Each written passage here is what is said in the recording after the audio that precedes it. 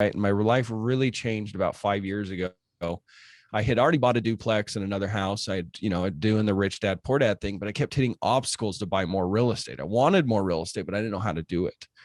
And everything started changing about 5 years ago when I was out washing windows. I started listening to podcasts, right? Just like this. And I learned about something called real estate wholesaling, where you can get into real estate without, you might have heard this, right? The listeners, it's get into real estate with no money. And it's like, oh, that's me. I need that, and basically the whole concept is if you can do a little marketing and you find an off-market discounted property, right? You find someone that essentially wants a pawn shop for their house, you can turn that opportunity into cash. You can basically pass the opportunity on to a different investor, right? You don't have to buy the house. You just find the opportunity and get paid a fee.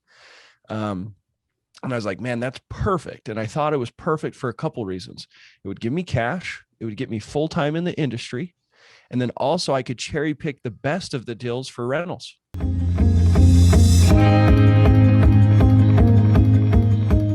Hey, and welcome back to the Real Estate Way to Wealth and Freedom podcast. I'm your host, Jacob Ayers. Hey, thanks so much for tuning in.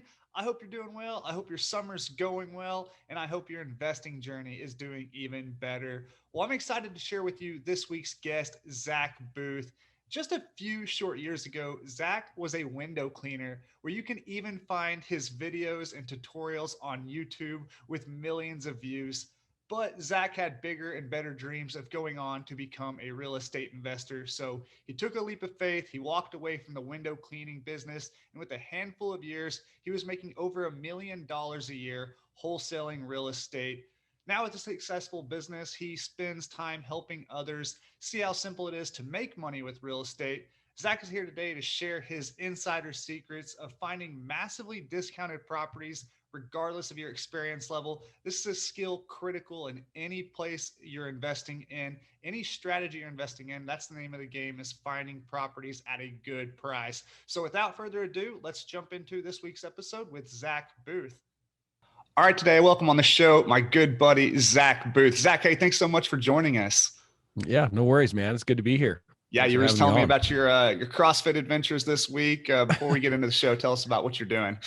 Oh, well, I'm getting too fat, and I had to take drastic measures, and so I started CrossFit, and I feel like I got hit by a truck, but I'm feeling okay. I'm glad to be here. Emotionally, I'm good. Physically, I'm not so great. Something about active recovery, which sounds like a total oxymoron to me, but hey, whatever. Yeah. That's what they told me to do today. Active recovery. That's not my version of recovery, but anyways, hey, let's get into the show. Tell us about who you are, what you do, your background, all that good stuff. Yeah. So, as far as my professional life, I grew up working. It was kind of a requirement by my father. I started working when I was 11 for the family business, yard care, landscaping, that kind of stuff, and worked a ton of different jobs. By the time I was 17, I was done working for other people, and I had read Rich Dad, Poor Dad actually when I was about 15 years old. Oh, nice. I started asking my dad about money, because we grew up poor. My dad, very poor. He started off he's been at the same job since he was 19. He's now like 62, but he started off making $3 an hour and worked his way up. But as kids, we were pretty broke. And so that, after work, after school, we'd help with the family business, which helped pay the bills. And it was good, but at about 15 years old, I started working for other people. I didn't want to work for the family business anymore. I framed houses, did finished carpentry. I made handcrafted cheese. I worked for a taxidermist. I did all sorts of crazy stuff, and it was good, right? It was a learning experience. But through that experience, I wanted to start making more money. I was tired of making like $6-7 an hour.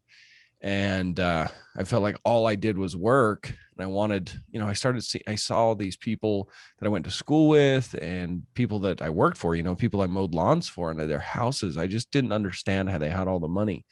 And I remember asking my dad, like, how do these people have so much money? Like, why don't we pay someone to mow our lawn? And he's like, I don't know, son, talk to my rich friend, A little rich dad, poor dad philosophy there, right? Exactly. He's like, talking to my rich friend, and his name's Clint.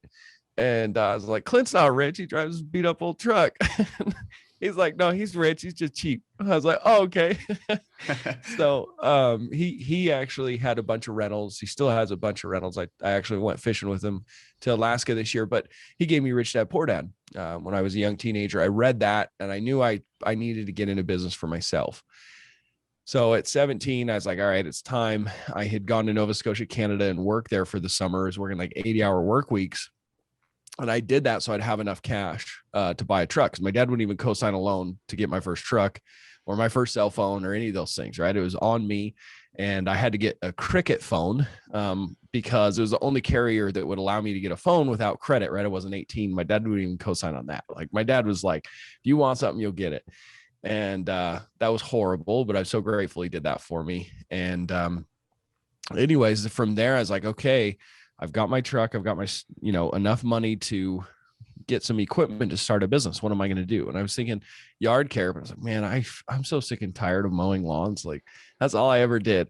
And so I decided on window cleaning. It was something I found that it was very little equipment to start. And I started this window cleaning business when I was 17 years old.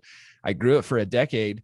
And by the time I was done, from the outside looking in, I was super successful. I had a YouTube tutorial videos that I had put together for training my staff, but they blew up. I mean, I ended up on the History Channel because of it. I had millions and millions of views on them.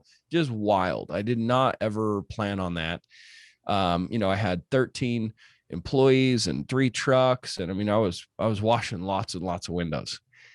But the funny thing is I was doing it the hard way. I was trying to figure it out all myself. Right. And the bigger I got, the less money I made. And I had high turnover, and more than anything, I was sick of the industry. I was living paycheck to paycheck. I was extremely frustrated. I knew something had to change. And so I started looking at different things. Right. And my life really changed about 5 years ago. I had already bought a duplex in another house. I'd doing the rich dad, poor dad thing, but I kept hitting obstacles to buy more real estate. I wanted more real estate, but I didn't know how to do it.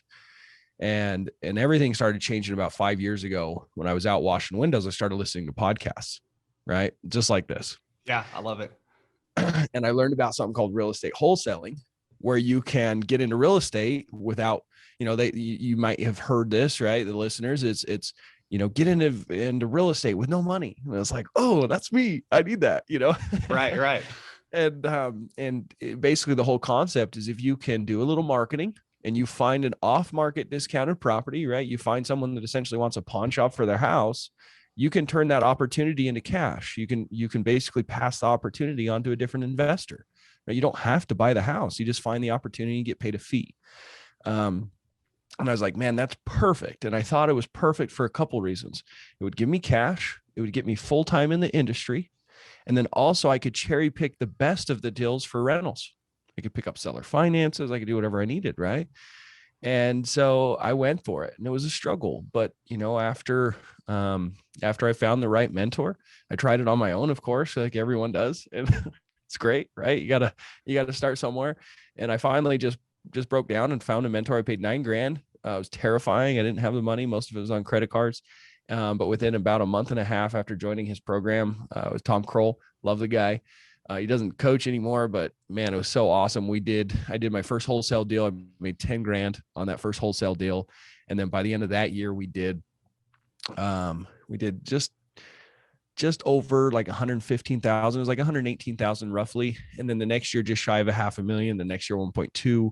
This year, I'm on track to do about 1.5 to 2 million in sales. It's pretty wild. It really I'm is. sure your window cleaning business was successful, but it doesn't sound like it was as successful as the wholesaling business. No, man, it definitely was not as successful. I mean, I remember the day my son was born, my first child. And I remember being,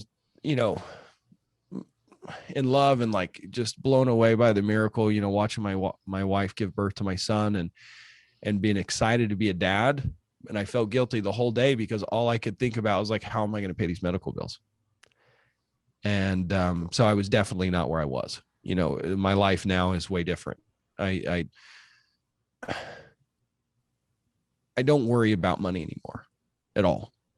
Right. Like I get to come to work and do things because I want to.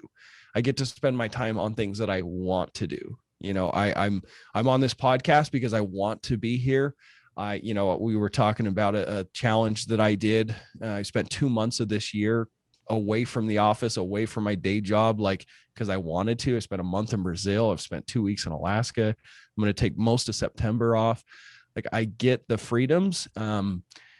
It's incredible. I mean, you definitely completely drastically different. Money and time freedom, completely different. That's what it's about, Zach.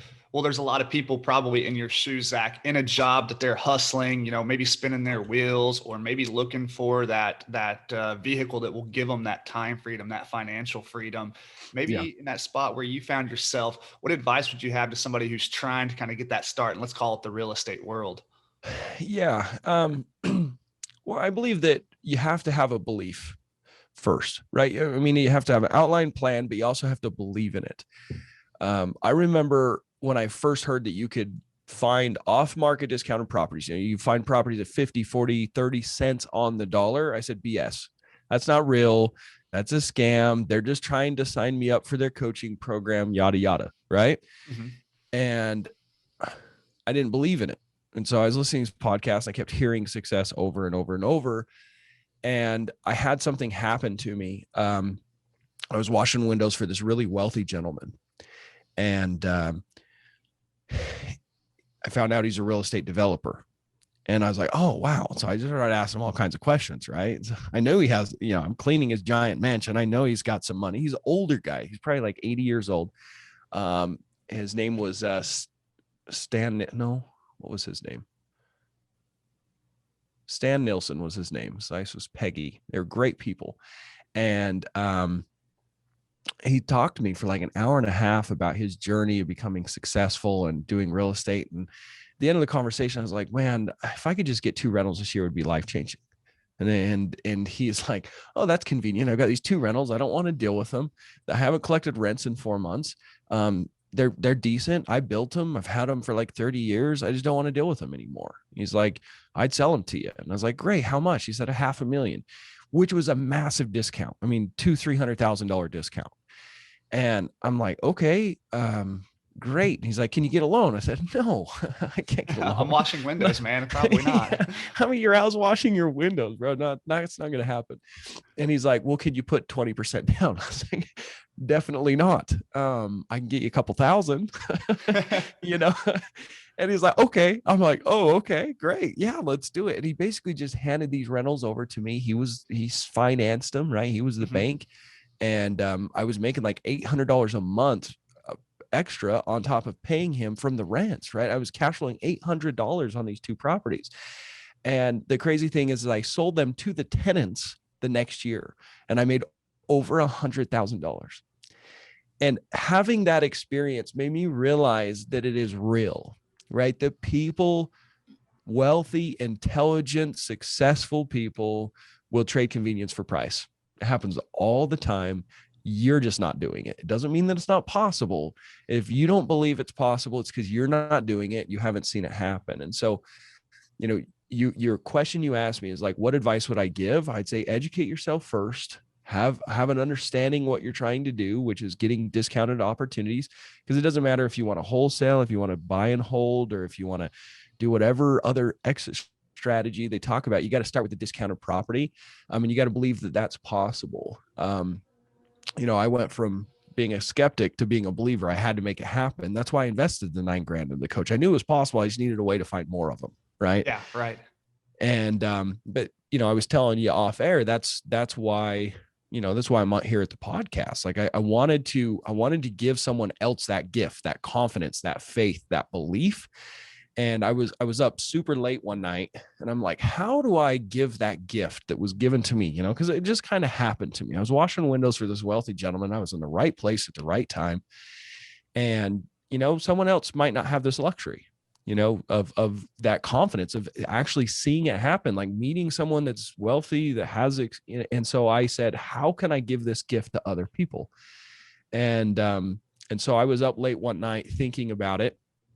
And I decided that I was going to just go do it. I was going to go give someone that gift. I was going to go to a whole new place I had never been. And I was going to take $1,000 and I was going to turn it into 40 grand or more in just 40 days, right? By finding motivated sellers, finding people that don't want to deal with their properties, and have a film crew follow me and just share it day by day. And how'd it go? Did you make it? And then where did these numbers come from? Like, why those numbers? Is that realistic? Was this a pie in the sky number? Well, I had no idea if it was possible. The kind of the idea had branched from a TV show that I had watched. It's called Undercover Billionaire, and I had watched it. I think there's 2 seasons now, but it was the first season with Frank Stearns. And he had flown to a whole new city. He didn't know he's a billionaire. I'm definitely not a billionaire, right? And his videos were way cooler than mine. So if you haven't watched it, maybe you go watch his and not mine. But he takes $100, guys, and he goes to this new city, gets $100, he gets a truck and a smartphone, and his goal is to create $1 million company in 90 days. The dude's cleaning toilets, the dude's sleeping in his truck. It is freaking inspiring. I loved it. I loved every second of it. And so I kind of had that idea. It came from that of like, hey, like maybe someone's actually in this situation. I didn't go as far. I got an Airbnb, I got a car, I have my smartphone, and then I had $1,000 to turn it into 40 grand. So I had a lot more luxuries than he did. And the whole reason $40,000 is that's the actual average income per American in the US right now, working income. It might be more. And it's crazy. People with a bachelor's degree, it's actually only 60,000 per year. So it's not, that's what it is. And so I was like, man, like I wanted to show people that you could blow that out of the water if you know a little bit and if you're willing to work hard. And I wasn't sure if I would succeed, honestly. Like I was promoting this thing before I went. And so, there was definitely, I was nervous. I didn't know if I'd be successful. I really did not. I flew my family, I made major sacrifices to make this happen. My wife's from Brazil, so my family flew to Brazil to be with her family for the first 30 days of this challenge. And so it was just me and the film crew working our butts off. And I still had my other responsibilities. I was still running 2 different companies. I had all my students in my coaching company, and I had my wholesaling business back here in Utah, right? And I have a team. I have people that help me, of course, but I still had to deal with that. And then I had to basically have a whole new startup company with just $1,000, and I'm bootstrapping this thing. And it was an incredible experience. I exceeded my expectations for sure. We won't spoil the details, but I'm sure there's some interesting adventures you found there. And was it Tampa, you said? In Tampa. Yeah. You know, it was crazy. I mean, the goal, yes, was to make 40 grand, but my actual purpose behind it, my personal goal was actually to give people that gift. Remember I said I met the Stan Nielsen and it gave me that confidence and that belief. My goal was actually to give that gift to other people. That was a purpose behind it. So I actually prayed before I went, and I said, God, please allow me to give this gift to other people. Please put someone in my path that I could capture that moment and share it. Dude, I definitely had a God moment in my life. So day 4 of the challenge, if you guys just want to watch one episode, just go watch day 4. It was insane. So day 4, I'm cold calling and just calling people, that I had driven. So basically what I did, I drove around, found houses that had deferred maintenance, found out who owned them, and called them. That's it. Do you want to sell your house? Right. And having angry people, leave me the hell alone. Yeah. Yeah, right. And then I had some that were, yeah, let's do it. And anyways, day 4, I ended up calling 3 people that I got contracts with. And one of those guys, his name's Jerry. And Jerry, I actually have had Jerry on my podcast now. But Jerry was my Stan Nielsen, dude. He was the guy I prayed for. Very wealthy investor, had 3 properties, didn't want to deal with anymore. He actually passed away from cancer not too long ago, actually. So between then and shortly after I did the podcast interview, he died from cancer. But it was incredible. It was the wrong phone number. I called the wrong phone number, and I was like, hey, do you own the property on Oak Hills or whatever? And he's like, honey, do we own the property on Oak? It's like, oh, this dude's got a lot of properties, right? So I was like, okay, well, no, don't worry about it. What was your name again? He's like, it's Jerry. And I'm like, okay, Jerry, like, do you have any properties you do want to sell? He's like, oh yeah, I do. And so I went and met with him that night. It was the wrong number. I got, 3 random properties that I did not expect. And I mean, we just those 3 properties, we blew the goal out of the water, and we did way more deals than just those 3. And it was an incredible experience. I mean, I got super choked up, super emotional about it. But yeah, day 4 of the challenge was a very, very special day. It's definitely my favorite episode of the whole series.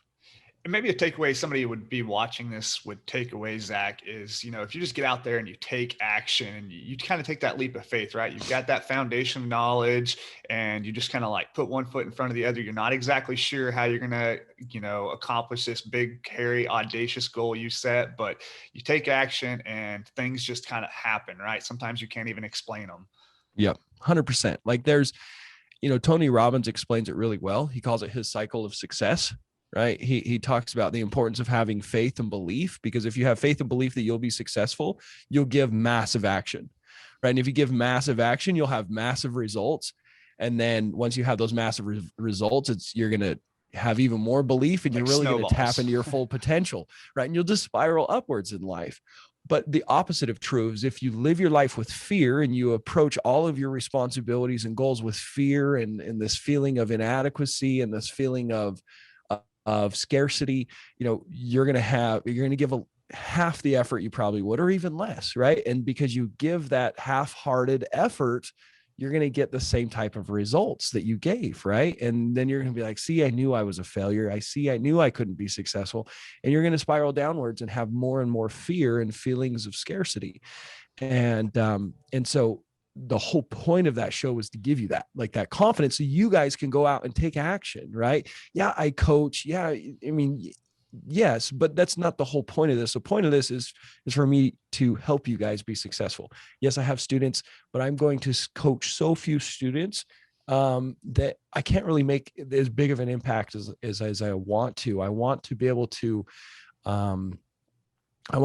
create content and do things for people that will live on forever, right? That will snowball into generations of people. So, definitely want you guys to watch this stuff and be inspired and take action if you want to.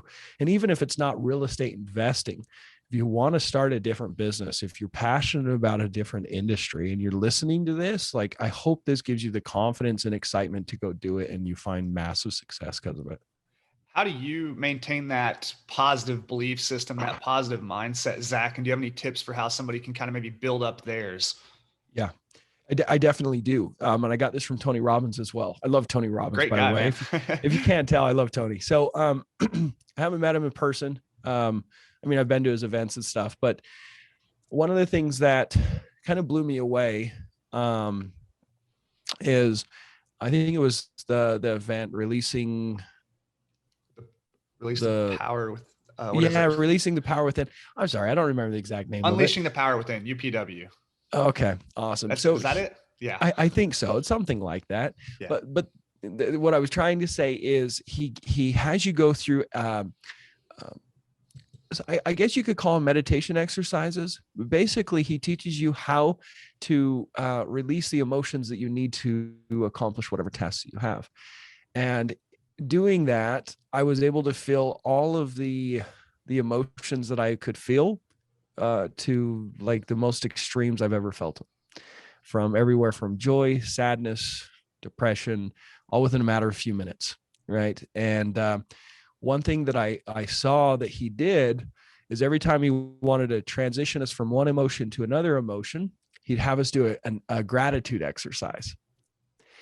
And so every time I find myself in a negative state and I need to get in a positive state because I have a podcast, or I'm frustrated with my wife and I want to be in a positive state so I can make up and say, honey, let's be good. Like, let's solve this problem. Or I'm sleepy and I need to feel energized, like everything that all those emotions that are not going to help you accomplish your task, right? And you need to change your state. Let's say you're in a state of fear and you're trying to get in a state of confidence and positivity to accomplish a task and go to work for the day on your dream and your goal. Gratitude. You use gratitude to overcome all emotions. Gratitude is the most powerful emotion that you can feel. And so whenever I'm in that negative state, I actually get into a quiet room. And this may sound silly, but I put my hand on my heart and I breathe in and out deeply 5 times. And then I put myself in a moment in my life that I am so extremely grateful for. And it's usually the day my son was born. See, I'm already getting emotional talking about it. See what I mean? Like, it's powerful. It is powerful to have gratitude. And not only do I think about the moment, but I put myself there. I see what I saw, right? I feel the feelings that I felt, right? I get the goosebumps every single time, right? And if you do that, you feel that power, and then you go to work on your task, right? So having the ability to change the emotion and choose the emotion that you feel is 100% up to us. It really is. If you know how to control your emotions, you can tell your brain what chemicals to release, and you can be in charge of your emotions 100%. I love it, Zach. I love it. And that's so inspirational for people out there who might be feeling stuck, or, they're pounding away at this goal of theirs, and it doesn't seem like they're making progress fast enough, right? Because we all get that. We all look at social media and we're like, wow, that person is so much further ahead than I am. And I feel like I'm over here spinning my wheels. And sometimes you just need to kind of like look inwards and reflect inwards and be grateful for where you're at and what you have, and realize that not everybody starts from the same point, or is walking in the same path. So yeah, I think that's really powerful. Something I could implement even way more than I do in my own life. So yeah, totally love that. Let's kind of talk a little bit about the wholesaling business just for a minute, kind of the nuts and bolts of what it looks like and how you've been successful with it. Yeah. Yeah. So, the year we did the 100,000, and then the year we did a 500,000, that big jump was huge because I was having some struggles. So, those that don't quite understand what wholesaling is, my mentor taught me it's very simple. It's like a pawn shop for houses, right? The goal is we got to find those people that want speed and convenience for their house. They don't want to list it. They don't want to fix it up and sell it for as much as possible. They know they're selling it to an investor, and that investor is going to make money. So you got to find those people. So when I was starting out, I was doing, I was looking for niche lists. So people that were like dealing with like tired landlords, people that inherited houses. So I'm getting these lists that I could buy or get them from county records or city courthouses or whatever, right? So like the eviction list, the divorce list, the probate list, tax delinquent, these generic lists, right? Or lists I was buying from listsource.com. And I was doing a few deals here and there, but I was spending quite a bit to make money. And I'm having to provide for my family. So some of the profits I'm making is just going back. I'm just really having a hard time scaling and being able to hire employees. So that next year I was like, there's got to be a different way. And a couple of the lists that I was making money on became garbage because the local cities started just putting it on a state website, all those public records.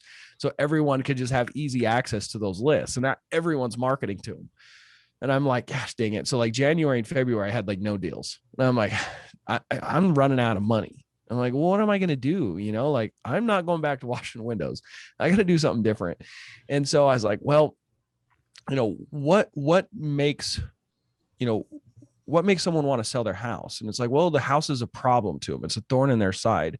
And I noticed that every single house that I had gone to had a lot of deferred maintenance, right? You could just be like, you're driving down the street looking for the house number, and you're like, oh yeah, that's the house, Yeah, right. You can tell because it's ugly, right? And the long grass and that kind of stuff. I was like, all right, I'm just going to go drive around. I'm going to try this. I'm going to go drive around. And I thought this was the genius idea. I thought it was my idea. It's definitely not my idea. It's been done a gazillion times, right? It's called driving for dollars. So I started driving through neighborhoods and found ugly houses, and I wrote down the addresses and went to county records and looked them up and did all that. Now they have apps that you can drive down the street and go, oh, there's an ugly house, and you touch the house and uploads in an Excel spreadsheet, right?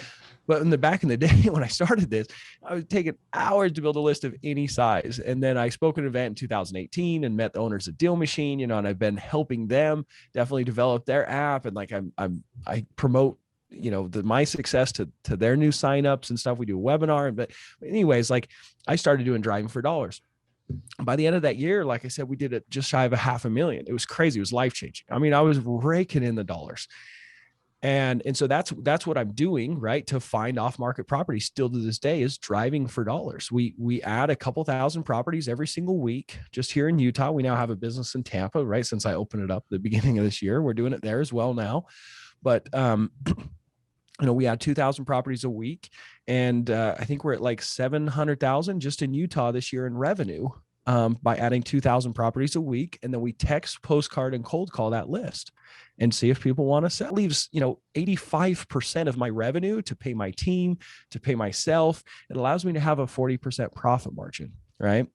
But what really pushed me to that next level and have a team and automation and like systems and everything else, to have the freedoms that I have now to go do the 40-day challenge and then spend time with my family in Brazil after, and, have all this cool stuff is, at the end of that year, that I made $500,000, I was like, okay, I'm tapped out on driving for dollars. What do I do now? Do what? You can only drive so many miles, right? And there's only so many streets in the town. That's what I thought. I had no idea what to do. I was kind of pinching myself. I was like, man, like, how have I built this company so fast? Like, I'm going to lose it all kind of thoughts. I felt lucky. I didn't know what I was really doing. Honestly, I was just kind of experimenting. And so I wanted to do $1 million in revenue the next year. It actually been a goal since like I was 14 years old to make $1 million a year. I had no idea how to do it. So I had that in my back of my mind. I was like, man, maybe I should shoot for the stars, right? And try and do that next year. And I didn't know how to get there. And I had a friend introduce me to a self-help journal called Living Your Best Year Ever by Darren Hardy. And in the first 100 pages of that journal, that actually goes through and helps you create 3 big goals for the year. And one of those big goals for me was to generate $1 million. And I didn't know how to do it, like I said, but in that book, it kind of talked about what you had to do to accomplish your goals. One of the things it said you had to do was give away what you're trying to receive. You wanted more love, you had to give love. If you wanted money, you had to give money. And so I had to give away $1 million. I was like, wait a minute, that doesn't make any sense at all. I don't have $1 million to give away. I'm trying to make it first, right? You're like, exactly. And I was like, this guy's a nutcase, but it's like, well, let's see if he's legit. I was like, how do I give away $1 million? I started trying to take it serious. I asked my wife, it's like, babe, what do we do? Like, she was like, I don't know. I ain't giving away $1 million. So, I've got babies to feed, right? Like, exactly. It's like, anyway, so I was like, man, how do I do this? And I was like, you know what?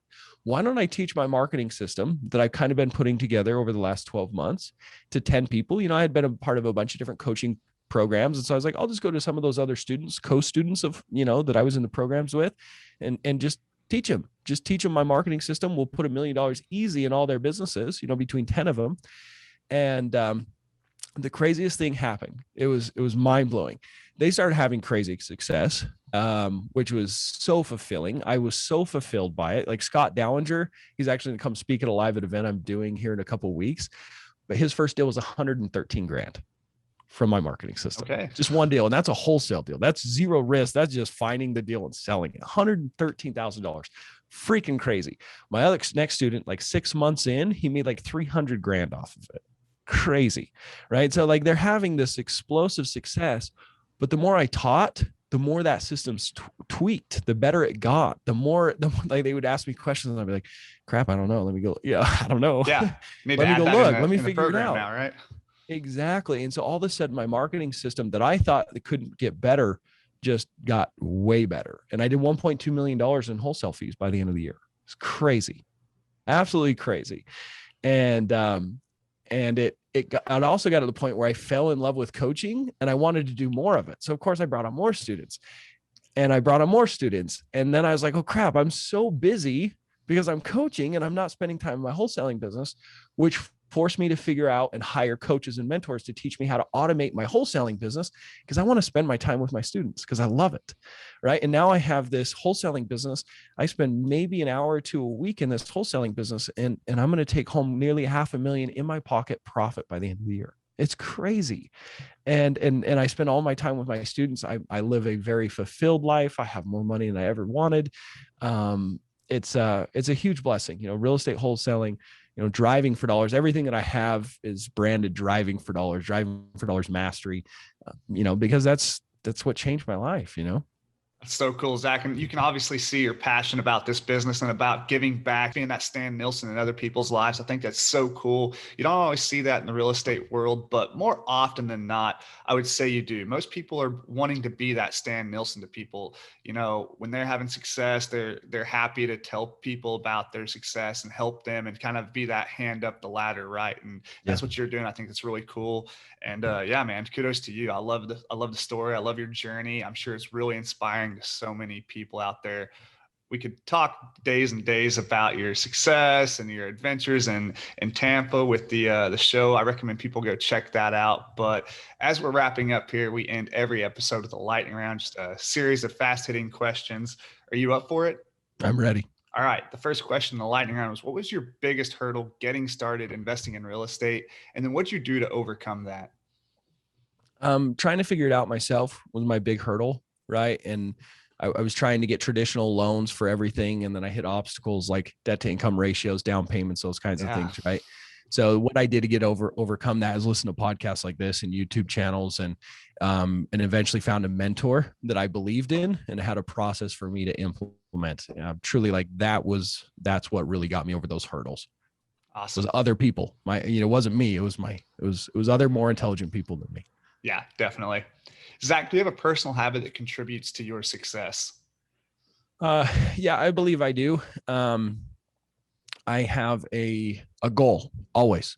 I always have a goal, and I'm very laser focused on that goal. I always have a 5-year goal, and I only repeat that 5-year goal once I hit that 5-year goal. Meaning, when I'm a year out from that goal, I don't change. I don't focus on the next 5 years. And then I have a 1-year goal, and then I have the monthly goal. And then I have my week that I break down, and I always have a task list, and I always focus on the tasks day to day that are going to get me to my goals. And I ignore the rest. Most people do the opposite, right? They're checking their emails, they're doing busy work, but they're not working on that really uncomfortable thing that'll move the needle. So that's where I spend my time, is on those things that will hit my goals. So you got to have a goal, and you got to have focus on those things. The whole morning routines and all those other things, that's great content, but really what will get you there is working on those uncomfortable things. I love it. And I'm a huge goal junkie, Zach. So I have to kind of drill down on this. That 5-year goal, do you ever adjust that at any point? Like year 3, you're like, my life's changed, or my goal has changed, and I no longer want to take it that direction. I want to make it bigger, or I see that this angle is more the path I want to go. Do you ever change that 5-year goal? I do. But it is something that I take very seriously if I change that goal. Yeah. Because if I'm changing it because it's uncomfortable, or want to change it because it's uncomfortable, I don't allow myself to, right? Yeah, that's fair. Yeah. But yes, if I'm going in a different direction, I find passion in something else, yes, you can change it, but it's very important to really be careful on setting those goals, because it's going to really alter the direction your life will go. I like to think of it in my own personal life, like it's written in pen, not pencil, right? So it's going to take some work to change it. It's got to be like really compelling. Yes. It's not just like, I don't know, I don't want to work that hard, or I don't know if I can do it. It's like, no, you've committed to it. It's a personal commitment. All right. Next question, Zach, is, do you have an online resource you find valuable in your own day-to-day life? Google Calendars. Oh yeah. Dude, man, like I have students that I'll bring on, and they don't have a Google Calendar. And it's like, how in the heck do you know what you're supposed to be focusing on? No, that's a good one for me. That's kind of a silly one, but no, I love it. Yeah. I live and die by my Google Calendar. You also mentioned, I'll give you another kind of toss up. You mentioned Deal Machine, which is a really cool app. I haven't personally used it too much. I've played around with it a little bit, but for people that are doing what you're doing, I'm sure it's totally invaluable. 100%. Yes. And, with Deal Machine, Deal Machine is how we find our off-market discounted properties. Definitely check them out. I do have a really awesome discount for the professional plan influencers a lot of times will make money off of referring something. Like, and I went to them and I said, right? Yeah. So I went to them and I said, hey, instead of paying me money, why don't you pass a discount on other people for my discount code? And so you actually can get a discount with me through Deal Machine that you can't get anywhere else, right? So you can actually add 2,000 properties instead of 1,000 properties with the professional plan if you use my discount code. And I'm embarrassed because I can't remember what it is. We can always link it. We'll link it in the show notes. You can let me know after the show. We'll link it in the show notes. And if you guys are interested in checking out the Deal Machine app, no, that's really cool for you to do. Like you're right. You know, people, podcasters, gurus, et cetera, they make money off of affiliate marketing sometimes, right? And you're passing that discount savings onto the user. So really cool. We'll definitely use that discount code if you like to share it with the audience members. Yeah, I do that to like help people, because I know a lot of times when they're starting out, they need addresses and they can't really afford, you know. And to me, it's like, I don't need your money. I want to see you be successful. So we'll get you that discount code. And if you want to reach out to me, like send me a Facebook message, Instagram. It's like, hey, what's your discount code for Deal Machine? I'll tell you. I'll get it. I'll memorize it. So awesome. Thanks, Zach. So much. Appreciate that. Next question: what book would you recommend to the listeners and why? Oh man, there's so many amazing ones. Obviously Rich Dad Poor Dad is great. There's a other couple mindset books that I think are invaluable. 7 Habits of Highly Effective People is incredible. Love that book. Another one is Secrets of the Millionaire Mind. Then another one that like I want everyone that works with me to read for mindset and understanding finances and looking at money as a tool. Not, you know, that one's incredible. And then as far as real estate, there's a couple, the ABCs of Real Estate Investing by Ken McElroy and Robert Kiyosaki. It's a Rich Dad book. Right. That's a good one. And those are probably the ones I'd give you right now. I love it. Yeah. Good collection there. If you haven't listened to, or I say listen, I'm such an audiobook phase these days. If you haven't read or listened to those, definitely do that. We'll link them all in the show notes. Zach, last question in the lightning round. If you were to go back and give advice to your 20-year-old self to get started investing in real estate, what would you tell 20-year-old Zach? I'd say stop thinking you need to figure it all out yourself. You know, I used to have a major limiting belief that I was stupid. And so I just had to hustle my whole life. And I'd say you're not as dumb as you think you are.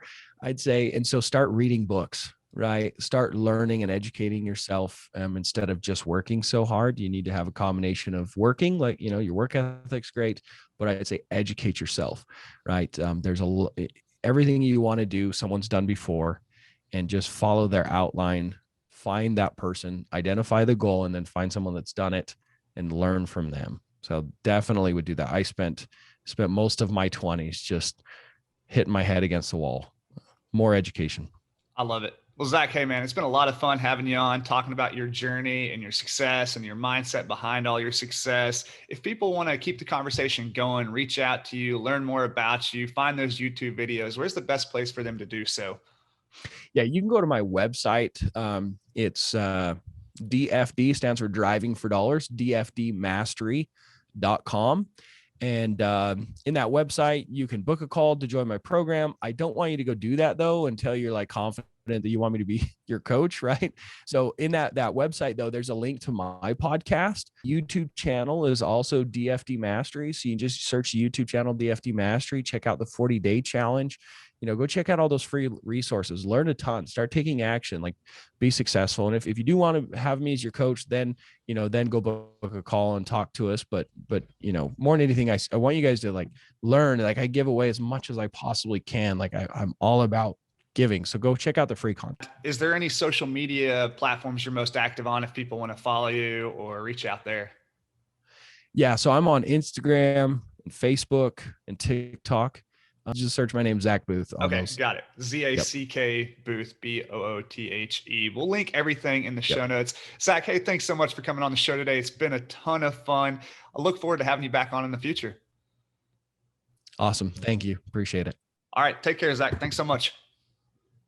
All right, that wraps up this week's episode with our guest, Zack Boothe. Hey, what an awesome and inspiring story Zach has. You can tell he's just a really genuine guy. I really enjoyed talking with him. Hey, if you liked this episode, let me know by leaving a rating and review, or if you're listening on YouTube, hit that thumbs up. It really helps me out. Hey, I love hearing from you. I love hearing your stories. If you've got something cool to share or want to reach out, the best place you can find me is on Instagram or at my website, www.jacobayers.com. Well, until next week, engineer the lifestyle you want. You've been listening to the Real Estate Way to Wealth and Freedom podcast, providing you actionable content to build your real estate empire. Nothing on this show should be considered specific, personal, or professional advice. Please consult an appropriate tax, legal, real estate, financial, or business professional for personal advice. The opinions of guests are their own. Information is not guaranteed. All investment strategies have a potential for profit or loss. The host is operating on behalf of the Real Estate Way to Wealth and Freedom, LLC, exclusively.